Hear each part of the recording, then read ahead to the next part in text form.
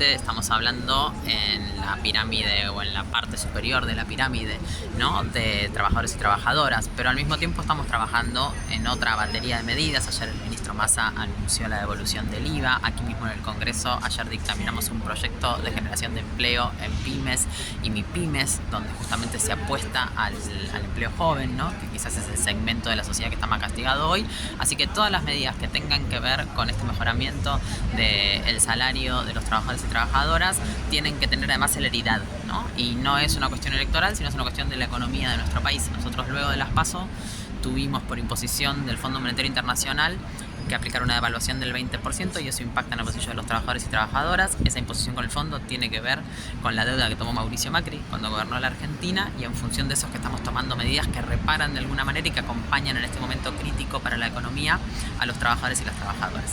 ¿Qué le dice a aquellos miembros de la oposición que dicen de que con estas medidas se desfinancia el Estado, diputada? Bueno, los miembros de la oposición que dicen eso tendrían que revisar sus cuentas de Twitter de hace 10 días, donde decían que era una buena medida, que era valiosa y que la tenía que enviar rápidamente el ministro al Congreso, ¿no? Está claro y ya se ha explicado que no hay desfinanciación del Estado, porque hay un impuesto país que va a ser el que resuelva que el Estado siga percibiendo lo que deja de percibir por el pago del impuesto a las ganancias. Y además me parece que siempre las soluciones que proponen son las mismas, ¿no? Porque lo que están diciendo es se va a desfinanciar el Estado, entonces ajusten.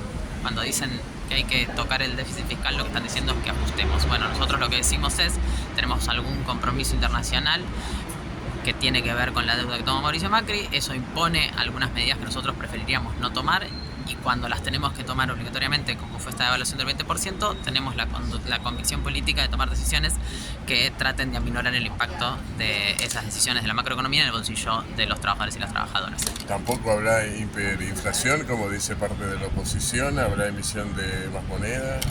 Bueno, tienen como candidata a presidenta a quien fue partícipe de la peor hiperinflación en la Argentina, ¿no? La verdad es que, y de vuelta, ¿y qué decidieron en ese momento? Recortar el 13% a los jubilados y a los trabajadores.